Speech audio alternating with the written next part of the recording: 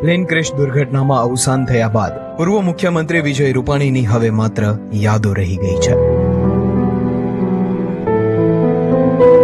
તેમની યાદોને વાગોળવા દિવ્ય ભાસ્કર જૂનાગઢના ભેસાણથી 7 કિલોમીટર દૂર આવેલા તેમના પિતૃક ગામ ચણાકા પહોંચ્યું.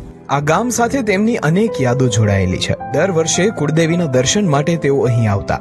ગામ અને મંદિરના વિકાસ માટે તેમણે અનેક પ્રયત્ન કર્યા છે. તેમની 2 મુખ્ય ઈચ્છાઓ હતી, જેમાંથી તેમણે એક તો પૂરી કરી દીધી, પરંતુ બીજી ઈચ્છા અધૂરી રહી ગઈ. વિજયભાઈ રૂપાણીની 2 ઈચ્છા હતી. એક તો માતાજીનું મંદિર છે તે આરસપાણથી બનાવવું, અને બીજી એ ઈચ્છા હતી કે આ મંદિરમાં લિફ્ટ બનાવવામાં આવે.